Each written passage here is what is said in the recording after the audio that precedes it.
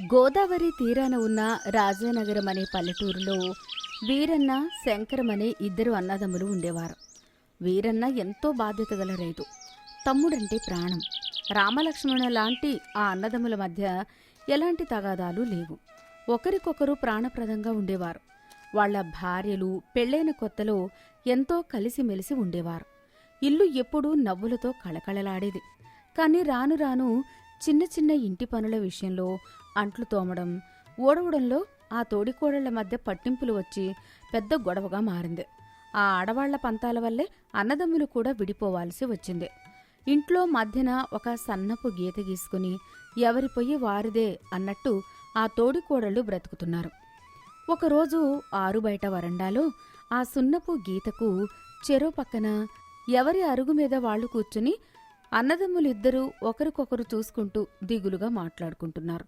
లోపల తోడికోడళ్ళు ఎవరి పనుల్లో వాళ్లు ముఖాలు మార్చుకుని ఉన్నారు. ఎరా శంకరం, ఎంత ఘోరంరా మన బతుకులు. ఒకే కడుపున ఒకే రక్తం పంచుకొని పుట్టాం.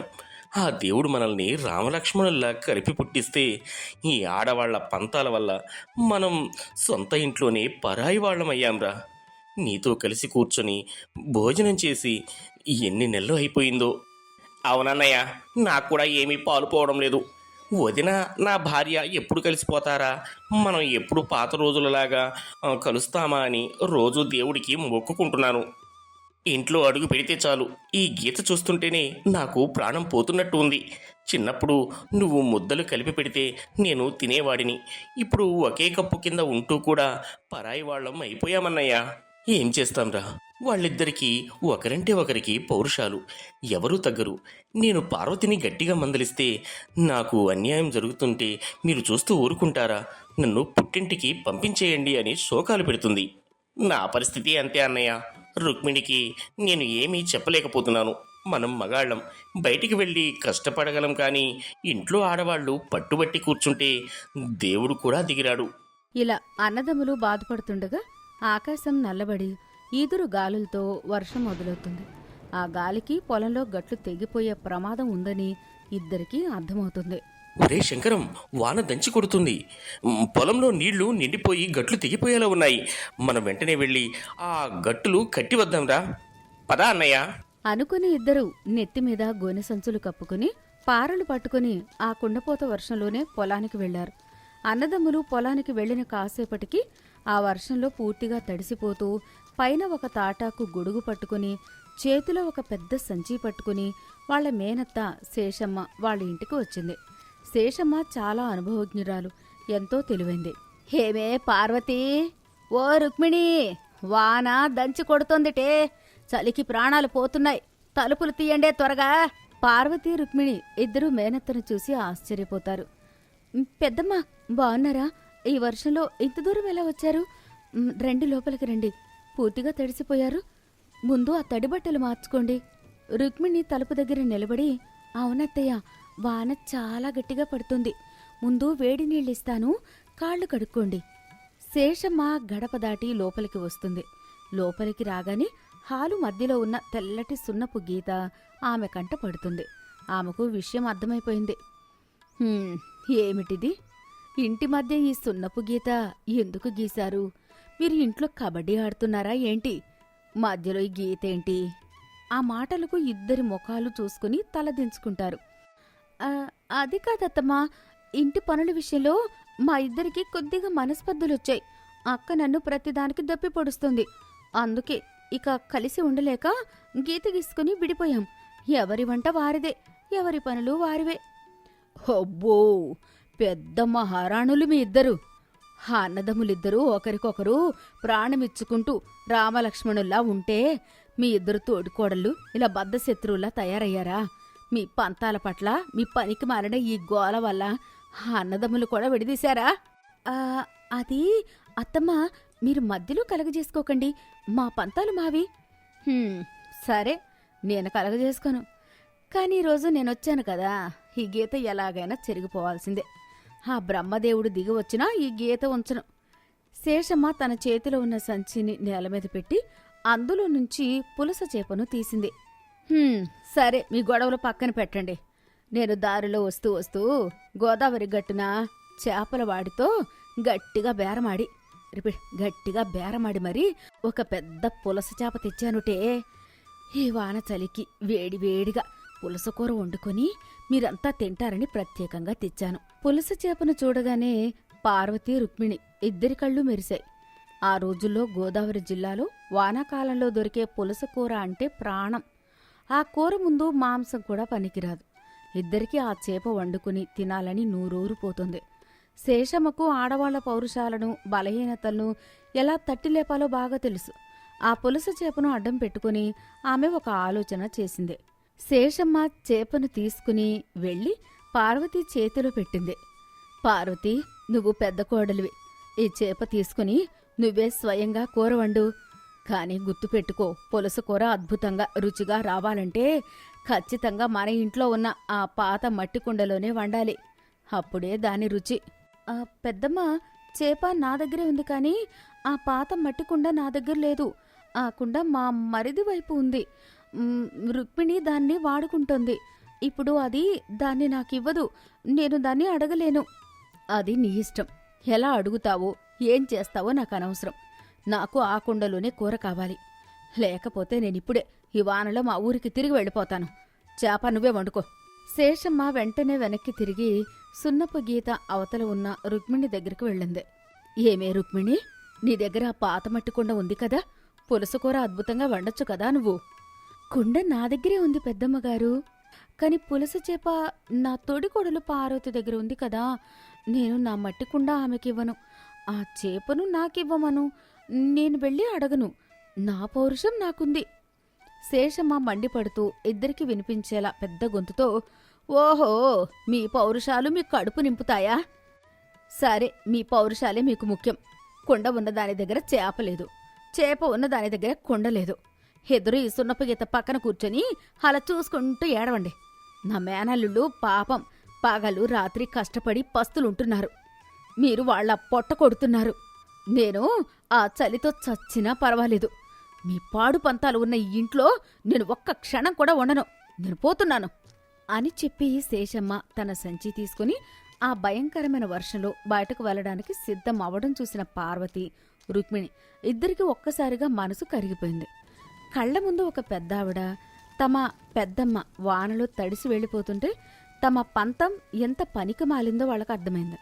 ఆ మధ్యాహ్నం ఆకలితో అల్లాడిపోతూ పొలానికి వెళ్లిన తమ భర్తల ముఖాలు వాళ్ల కళ్ల ముందు కదిలాయి.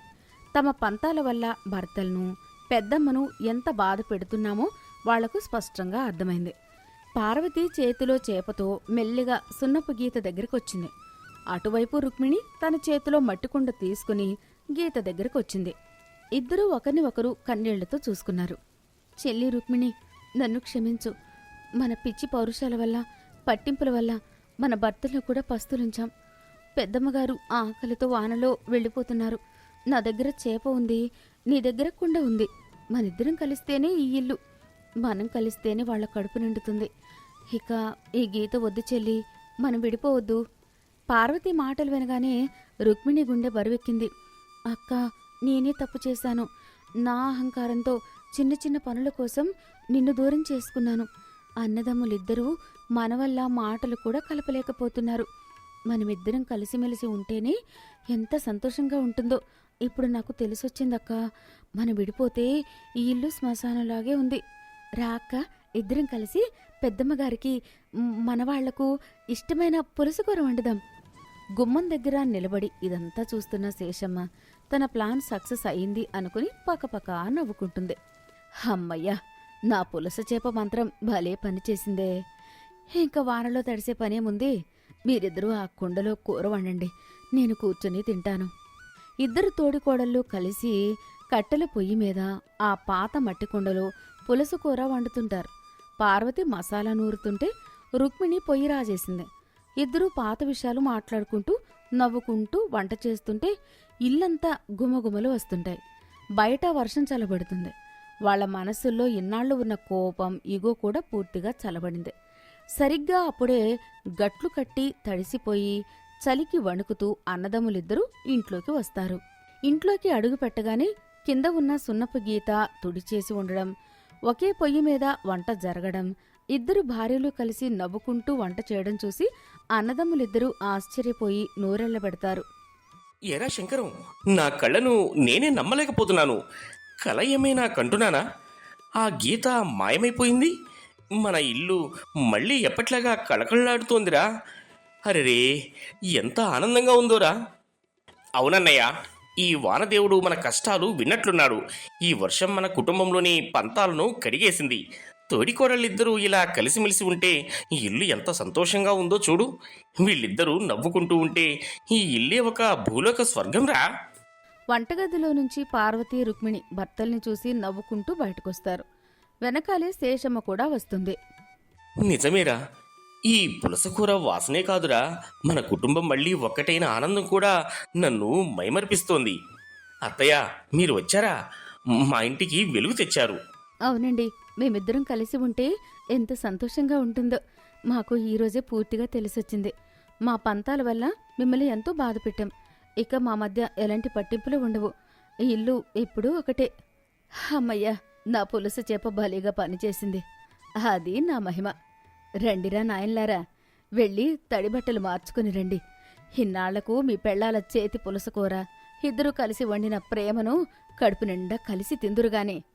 అందరూ కలిసి ఒకే చోట కూర్చుని ఆ మట్టి కుండలో వండిన పులుసుకూరను, వేడివేడి అన్నాన్ని కడుపు నిండా సంతోషంగా తింటారు.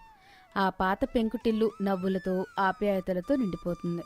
ఆ వర్షానికి, ఆ పులుసుకూర రుచికి వాళ్ళ కోపాలన్నీ కొట్టుకుపోయి ఆ ఇల్లు మళ్లీ ఆనందాల నిలయంగా, ఆదర్శవంతంగా ఉమ్మడి కుటుంబంగా మారింది. నీతి: పంతాలు పౌరుషాలు ఇంటికి మనశ్శాంతిని దూరం చేస్తాయి. తోడికోడళ్లు కలిసిమెలిసి ఉంటే ఆ ఇల్లు స్వర్గంలా ఉంటుంది. కుటుంబ సభ్యుల మధ్య పట్టింపులు ఉన్నా ఒకరికొకరు సాయం చేసుకునే అవసరం వచ్చినప్పుడు, లేదా ప్రకృతి ప్రేమ ఏకమైతే విడిపోయిన బంధాలు సైతం మళ్లీ చిగురిస్తాయి. పచ్చని కొబ్బరి తోటలు, కాలువల గలగలలతో నర్సాపురం గ్రామం ప్రశాంతంగా ఉండేది. ఆ ఊరిలో రంగయ్య అనే వ్యాపారి ఉండేవాడు. రంగయ్యది కొబ్బరికాయల వ్యాపారం. ఆ ఊరి మొత్తానికి కొబ్బరికాయల దుకాణం వాడిదొక్కటే కావడం వల్ల రంగయ్య వ్యాపారానికి అస్సలు తిరుగులేకుండా పోయింది. ఎంత రేటు చెప్తే అంత రేటుకు కొనాల్సిందే. ఆయనకి గోపి అనే కొడుకు ఉన్నాడు. గోపి చదువుకున్నవాడు, ధర్మంగా ఆలోచించేవాడు. తండ్రికి చేదోడు వాదోడుగా ఉంటూనే వ్యాపార మెళకువలు నేర్చుకుంటున్నాడు. రంగయ్య భార్య లక్ష్మి, ఆవిడ భర్త ప్రాణాలే లోకంగా బతికే ఇల్లాలు. ఒకరోజు ఉదయం పొరుగురు నుండి కొబ్బరికాయల బండ్లు తోలుకుపోయే ఓ వ్యాపారి బండి చక్రం విరిగిపోయి ఆ ఊర్లోనే ఆగిపోయాడు. సరుకు పాడైపోతుందని భయపడి తన దగ్గర ఉన్న 2000 కొబ్బరికాయలను చాలా చౌకగా రంగయ్యకు అమ్మేసి వెళ్ళిపోయాడు. దుకాణం నిండా గుట్టలు గుట్టలుగా పడి ఉన్న కొబ్బరికాయలను చూసి గోపి కంగారుపడ్డాడు. నాన్నగారు, ఏమిటిదంతా? ఇన్ని కొబ్బరికాయలు ఒక్కసారి ఎందుకు కొన్నారు? వ్యాపారం అంటేనే అదృష్టంరా. సగం ధరకు వచ్చాయి. ఎవరైనా వదులుకుంటారా? 2000 కాయలు. ఇవి అమ్మితే మనకి రెట్టింపు లాభం ఖాయం. నాన్నగారు, చౌకగా వచ్చాయని ఒకేసారి ఇన్ని కాయలు కొనడం పెద్ద పొరపాటు. ఇవి మంచి రోజులు కావు. ఈ నెలలో పెద్దగా పూజలు వ్రతాలు లేవు. పెళ్ళిళ్ళు ముహూర్తాలు కూడా అస్సలు లేవు. గుళ్ళో కొట్టే కాయలకి రోజుకి ఓ 10-20 తప్ప ఎవరూ కొనరు. అయితే ఏంట్రా ఇప్పుడు?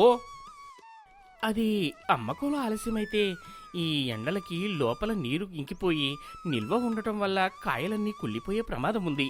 1 వారం దాటితే ఇవి దేనికి పనికిరావు. లాభం దేవుడెరుగు.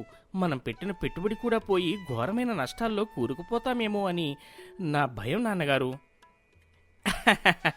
ఓరే పిచ్చి సన్నాసి, చదువుకున్నావే కానీ నీకు వ్యాపార బుద్ధి రాలేదురా. ఈ రంగయ్యకి తెలివి ఉండాలి గాని మట్టిని కూడా పసిడి అని నమ్మించి అమ్మగలను. ఈ 2000 కొబ్బరికాయలన్నీ 1 వారం కాదు కదా, కేవలం ఈ 1 రోజులోనే అమ్మకం చేయగలను. దానికి ఒక చిట్కా కూడా ఆలోచించి చూంచుకున్నానులే. 1 రోజులో 2000 కాయలా? ఇదెలా సాధ్యం నాన్న? మీరేమైనా మాయ చేస్తారా? మాయ కాదురా, నువ్వు చూస్తూ ఉండు. ఇవాళ సాయంత్రానికి మన గల్లా పెట్ట నిండిపోకపోతే నన్ను అడుగు. అప్పుడే ఊర్లో ఉండే సీతమ్మ అనే ఇల్లాలు అక్కడికి వచ్చింది. ఆమె చాలా అమాయకురాలు. రంగయ్య గారు, బాగున్నారా? వ్యాపారం ఎలా సాగుతోంది? రా సీతమ్మ రా, నేను బ్రహ్మాండంగా ఉన్నాను. మీ వారు సుబ్బారావు గారు ఎలా ఉన్నారు? పొలంలో పనులు ఎలా సాగుతున్నాయి? అంతా కులాసయ్యానండి. సరే కాని నాకు మంచినీళ్లున్నది, పెద్దది చూసి ఒక కొబ్బరికాయ ఇవ్వు. రంగయ్యకి ఒక ఆలోచన తట్టింది. ఇదే సరైన సమయం అనుకున్నాడు. ఇదిగో సీతమ్మ, నాణ్యమైన కాయ.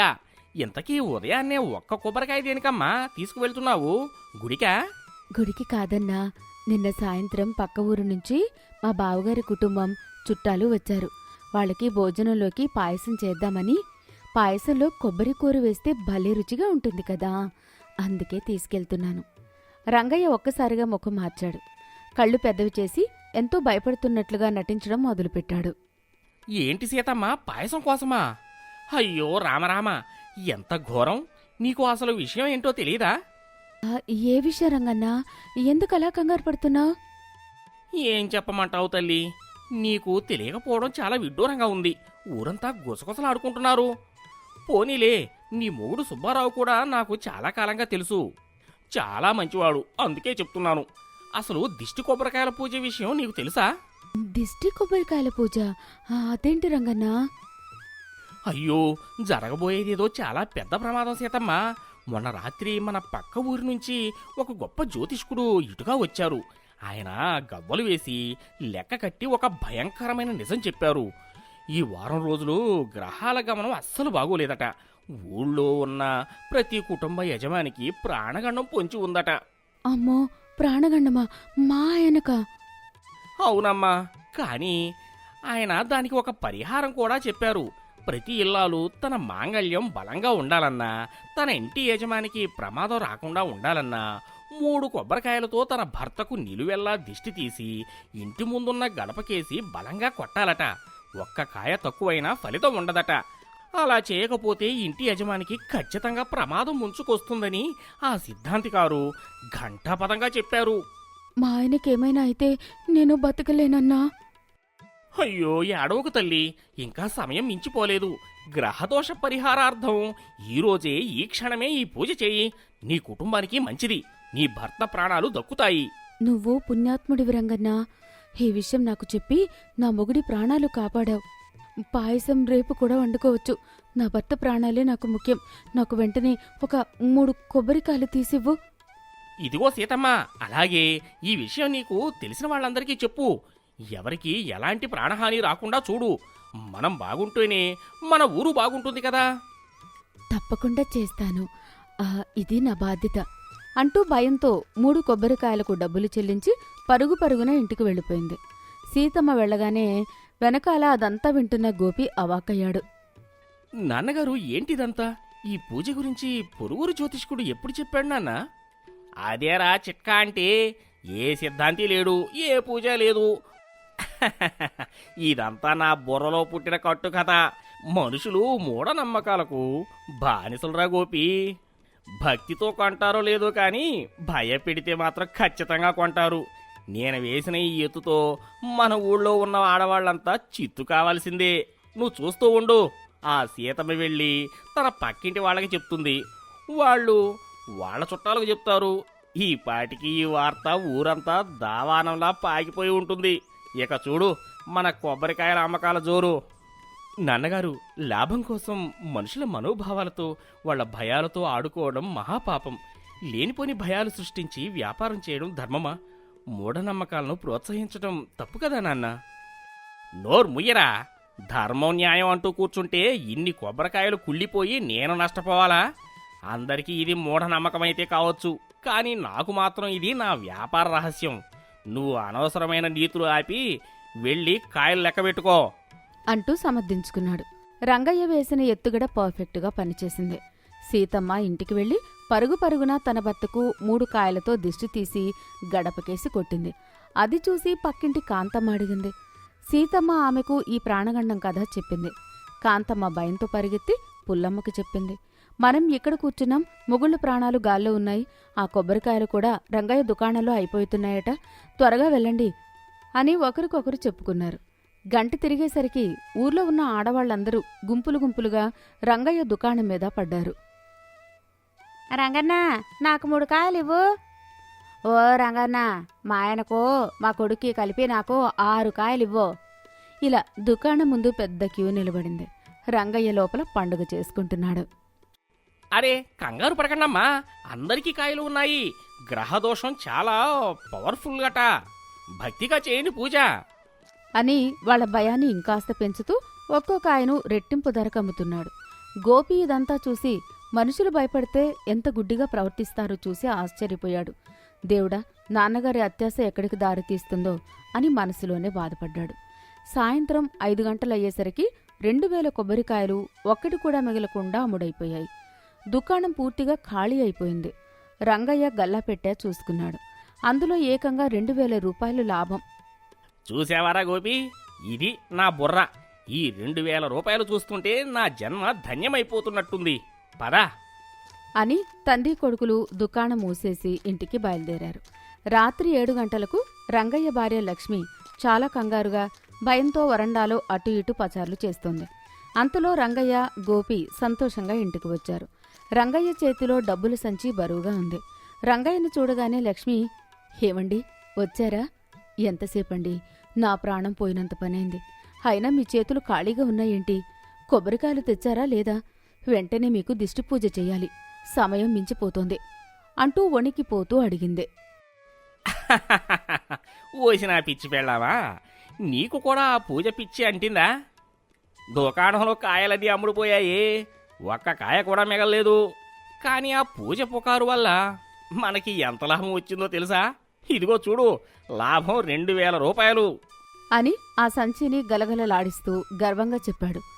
అయ్యో, ఆ లాభం సంగతి దేవుడెరగండి. మీరు చల్లగా ఉంటే మీ ప్రాణాలు దక్కితే నాకు అదే 10,000. ఆ గ్రహదోషం ఎంత భయంకరమైందో నాకు తెలిసిందే. పూజకు కాయలు లేకపోతే ఏం, దేవుడు మనల్ని కరుణించాడు అంటూ గబగబా ఒక పెద్ద ఎర్రటి తాయెత్తును తీసి రంగయ్య కుడి చేతికి గట్టిగా కట్టేసింది. ఆ తాయెత్తు కట్టాక కాని ఆమె ఊపిరి పీల్చుకోలేదు. రంగయ్య ఆ తాయెత్తును చూసి ఆశ్చర్యపోయాడు. దానికి పసుపు, కుంకుమ రాసి ఉన్నాయి. ఏంటే ఇది? నా చేతికి పాడు తాయెత్తు ఎందుకు కట్టావు? ఆ తాయెత్తు ఎక్కడిది నీకు? అని కోపంగా అడిగాడు. అయ్యో, మీకు తెలీదండి, గ్రహదోషం వల్ల ఈ వారం రోజుల్లో మన ఊర్లో ఉన్న ఇంటి యజమానులకు ప్రాణాపాయం కలుగుతుందని, ఏదో ఘోరమైన ప్రమాదం ముంచుకొస్తోందని ఆడవాళ్లంతా భయంతో వణికిపోతున్నారు. రంగయ్యకి మనసులో నవ్వొచ్చింది. ఆహాహా, నేనల్లిన కట్టుకథ బాగానే పనిచేసింది అనుకున్నాడు. ఆ మాట వినగానే నాకు గుండాగినంత పనైందండి. మీ ప్రాణాలు ఎలా కాపాడుకోవాలో తెలియక ఏడుస్తూ కూర్చున్నాను. అప్పుడే మన అదృష్టం బావుండి సాక్షాత్తు దేవుళ్ళ ఒక గొప్ప జ్యోతిష్యుడు మన ఇంటికొచ్చాడు. జ్యోతిష్కుడా? మన ఇంటికి వచ్చాడా? వాడు ఎవడే? అవునండి, ఆయన హిమాలయాల నుంచి వచ్చాడట. ఆయనకు అంతా తెలుసు. ఈ ఊర్లో మగవాళ్ల ప్రాణాల మీదకు వచ్చిన గండం గురించి ఆయనే చెప్పారు. దిష్టి కొబ్బరికాయలు కొడితే కొంతవరకు మాత్రమే ప్రాణాలు నిలుస్తాయట. కాని దానికి శాశ్వత పరిహారం కావాలంటే ఆయన మంత్రించిన ఈ తాయెత్తు కట్టుకోవాలట. రంగయ్య గుండెల్లో రైళ్లు పరిగెత్తడం మొదలయ్యాయి. ఏదో పెద్ద మోసం జరిగిందని అనుమానం వచ్చింది. సరే సరే, ఆ తాయెత్తు ఆయన ఫ్రీగా ఇచ్చాడా లేక డబ్బులు అడిగాడా? ఎంత తీసుకున్నాడు ఆ సన్నాసి? ఫ్రీగా ఎలా ఇస్తారండి? దానిలో గొప్ప మంత్రశక్తి ఉందట. మీ ప్రాణాల కంటే నాకు ఏదీ ముఖ్యం కాదు కదా. అందుకే ఇంట్లో బీరువాలో మనం దాచుకున్న పాత నగదు ఉంది కదా, అందులో నుంచి 10,000 ఆ జ్యోతిష్కుడికిచ్చి ఈ తాయెత్తు కొన్నాను. దీనివలన మీకు ఎటువంటి ప్రమాదం ఉండదని, మీరు 100 ఏళ్లు చల్లగా బతుకుతారని ఆయన ప్రమాణం చేసి మరీ చెప్పాడు. అమ్మయ్యా, ఇప్పుడు నా ప్రాణం కుదుట పడిందే. 10,000 ఈ మాట వినగానే రంగయ్య తల మీద పిడుగుపడినంత పనైంది. రంగయ్య గుండె ఆగిపోయినంత పనైంది. ఏంటి 10,000? ఓసిని దరిద్రం కోలా, ఎంత పని చేసావే పాపాత్మురాలా! నా జీవితకాలపు సంపాదనంతా ఒకే దెబ్బతో ఊడ్చేశావా? ఆ తాయెత్తు ఎవరు కొనమన్నారు నిన్ను? అవన్నీ ఒట్టి మూఢనమ్మకాలే. ఆ 10,000 ఆ దొంగ సన్నాసికి ఎందుకు తగలేశావు? నా కొంప ముంచావే అంటూ భార్యపై విరుచుకుపడ్డాడు. అదేంటండి అలా అరుస్తున్నారు? మీ ప్రాణాలు కాపాడడానికే కదా నేను కొన్నాను. ఊరంతా ఆ గ్రహదోషం గురించే మాట్లాడుకుంటున్నారు కదా. అప్పుడు అంతసేపు మౌనంగా ఇదంతా వింటున్న గోపి ముందుకు వచ్చాడు. తండ్రి చేసిన మోసానికి ఆ మోసమే తిరిగి ఎలా కొట్టిందో చూసి వాడికి ఒకవైపు నవ్వు, మరోవైపు కోపం వచ్చాయి. నాన్నగారు ఆపండి, ఇందులో అమ్మ చేసిన తప్పు ఏమీ లేదు. అమ్మ తన భర్త ప్రాణాల మీద ఉన్న ప్రేమతో, భయంతో ఆ పని చేసింది. కానీ ఆ భయాన్ని సృష్టించింది ఎవరు నాన్న? మీరే కదా. రంగయ్య ఉలిక్కిపడి గోపి వైపు చూశాడు. అవును నాన్న, మూఢనమ్మకాలను ఆచరించడం ఎంత తప్పు, వాటిని మన స్వార్థం కోసం ప్రోత్సహించడం కూడా అంతే తప్పు. మీరు కేవలం మీ 2000 కొబ్బరికాయలు అమ్ముకోవడానికి చిట్కా అని ఊర్లో లేనిపోని పుకారు లేవదీశారు. ఆ పుకారు మీకు 2000 రూపాయలు లాభం తెచ్చిపెట్టింది అని ఇందాక ఎంతో సంబరపడ్డారు. గోపి తండ్రి కళ్ళల్లోకి సూటిగా చూస్తూ కొనసాగించాడు. కానీ మీరు గమనించనిది ఏంటంటే నాన్న, మీరు ఆ అల్లిన ఆ పుకారు గాలికి కొట్టుకుంటూ పక్క ఊర్లకు కూడా చేరింది. అది విన్న ఏ దొంగ జ్యోతిష్కుడో ఊరి జనం భయంలో ఉన్నారని పసిగట్టాడు. అదే పుకారును తనకు అవకాశంగా మలుచుకుని నేరుగా మన ఇంటికే వచ్చి అమ్మ భయాన్ని వాడుకొని అమ్మ దగ్గర 10,000 తీసుకుని ఈ 10 పైసల తాయెత్తును అంటగట్టాడు. రంగయ్యకి ఇప్పుడు మొత్తం అర్థమైంది. తాను తీసిన గోతిలో తానే పడ్డానని. వాడికి జ్ఞానోదయమైంది. నాన్న, మీ పుకారే లేకపోతే ఈరోజు మనకి ఈ 10,000 నష్టం వచ్చేది కాదు. కర్మ అంటే ఇదే నాన్న అంటూ తండ్రిని నిలదీశాడు గోపి. గోపి మాటలు విన్న లక్ష్మికి కూడా అసలు విషయం అర్థమైంది. తన భర్త ఆడిన నాటకమే తనదాకా వచ్చి తన చేత ఇంత పెద్ద తప్పు చేయించిందని గ్రహించింది. ఆమె కన్నీళ్లు ఆగిపోయి కోపం కట్టలు తెంచుకుంది. ఏమండి, అంటే ఊర్లో మగవాళ్లకి ప్రాణగండం ఉంది అని ఈ పుకారు లేవదీసింది స్వయంగా తమరా? కేవలం ఈ కొబ్బరికాయలు అమ్ముకోవడానికి నాలాంటి ఎంతోమంది అమాయకపు ఆడవాళ్ల మనోభావాలతో మా మాంగల్యం భయంతో ఆడుకున్నారా? ఛీ, మీ డబ్బు పిచ్చికి ఏ మనాలో కూడా తెలియడం లేదు. అసలు మీరు మనిషేనా అంటూ చీ కొట్టింది. తాను ఆడిన అబద్ధం తన సొంత భార్యను ఎంతగా భయపెట్టిందో, తనను ఎంతటి భారీ నష్టానికి గురిచేసిందో రంగయ్యకు పూర్తిగా రుజువైంది. నీతి, మూఢనమ్మకాలను సృష్టించడం, వాటిని ఆసరాగా చేసుకుని వ్యాపారం చేయడం మహాపాపం. అది సమాజానికే కాదు, సొంత కుటుంబానికి కూడా ముప్పు తెస్తుంది.